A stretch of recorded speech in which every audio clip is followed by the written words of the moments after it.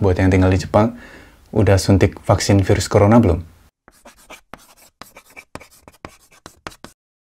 Halo teman-teman, gimana kabarnya kalian hari ini? Kembali lagi di YouTube channelnya Yudi Freeze. Kali ini aku mau cerita tentang pengalamanku waktu di vaksin virus corona di Jepang. Oke, langsung aja ke ceritanya langsung. Jadi kalau di Jepang itu ada pengelompokan siapa aja yang harus didahulukan untuk dapat vaksin. Dan yang termasuk dalam prioritas mendapatkan vaksin pertama kali, itu ada pegawai medis, ada lansia yang berusia lebih dari 65 tahun, dan ada orang-orang yang dengan penyakit kronis. Kalau kalian penasaran sama urutannya kayak gimana, kalian bisa lihat di foto ini. Jadi itu tadi urutan prioritasnya. Kalau di Jepang beda dengan di Indonesia ya guys. Kalau di Jepang lebih mendahulukan tenaga medis dan lansia dibandingkan influencer sama YouTuber. Untuk tenaga medis termasuk dokter, perawat, bidan, dan lain-lain itu dapat yang diprioritaskan pertama kali.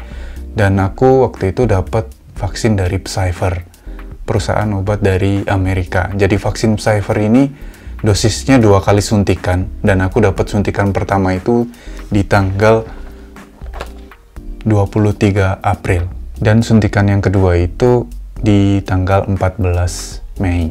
Ini bukti kalau aku udah selesai vaksinnya, nanti aku kasih fotonya di situ. Saat ini kan aku bekerja di panti jompo, jadi aku suntiknya di klinik, dan klinik ini juga salah satu klinik milik perusahaan tempat aku bekerja. Klinik sendiri sih nggak terlalu jauh dari tempatku kerja, jadi deket, dan kesananya pun aku diantar jemput sama pegawai yang lainnya, bareng-bareng sama perawat-perawat yang lainnya. Nah, disuntikan yang pertama itu waktu disuntik nggak terlalu sakit sih waktu disuntiknya. Cuman malamnya ketika aku tidur gitu, itu rasanya mulai agak sakit-sakit dan rasanya kemeng gitu rasanya di tempat disuntiknya.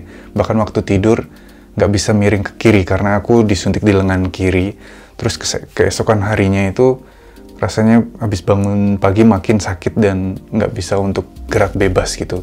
Dan waktu itu aku lagi kerja, jadi paginya masuk kerja. Karena lumayan mengganggu sakitnya, jadi aku mutusin untuk minum obat anti nyeri sekali aja sih dalam sehari itu. Dan setelah itu keesokan harinya rasa nyerinya udah mulai berangsur-angsur hilang, dan puji Tuhan semua waktu itu 2 hari setelah suntikan itu semuanya udah selesai dan gak ada rasa sakitnya lagi. Dan puji Tuhan juga gak ada demam, gak ada ngerasa badan lemas, gak ada mual muntah, atau gak ada rasa pusing, cuman rasa sakit di tempat yang disuntiknya doang. Tapi yang suntikan dosis yang kedua nih, habis suntik sih sebenarnya gak terlalu sakit. Jadi aku suntiknya itu sekitar jam 11 siang. Di suntikan yang pertama juga jam 11 siangan juga.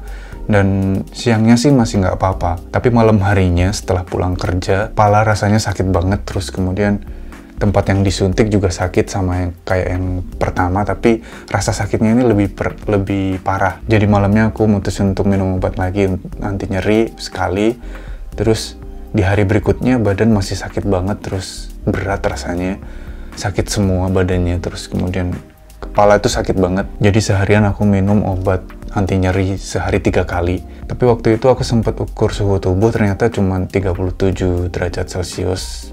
Nggak terlalu demam, nggak terlalu panas-panas banget. Dan di hari berikutnya lagi, hari kedua setelah suntikan, udah mulai enakan lagi. Badannya udah nggak sakit lagi sama sekali, dan masih sedikit di sini, di tempat suntikannya nggak ada bengkak, nggak ada apa sih, cuman agak sedikit sakit. Itu masih tersisa sampai mungkin 3-4 hari. Oh ya, untuk suntikan pertama dan kedua itu ada selang 3 minggu. Intinya di suntikan yang pertama dan yang kedua itu, puji Tuhan nggak ada demam yang tinggi atau gimana-gimana sampai mual muntah, nggak bisa kerja atau gimana. Tapi kalau dengar cerita teman-teman perawat yang lain dan juga teman-teman care worker yang lain yang masih muda, malah yang lebih sering muncul efek sampingnya, dan efek sampingnya tuh lebih berat daripada orang-orang yang udah agak tua gitu. Dan temanku ada juga yang disuntikan pertama pun dia udah demam sampai 38 derajat lebih, sampai 39 derajat gitu. Jadi emang tiap orang itu efeknya beda-beda, setiap orang itu nggak selalu sama. Jadi untuk saran aja untuk teman-teman yang mungkin bakalan ikutan vaksinasi virus corona, sebaiknya udah punya persediaan obat anti nyeri atau penurun panas di rumah kalian masing-masing. Oke, untuk kalian yang punya cerita tentang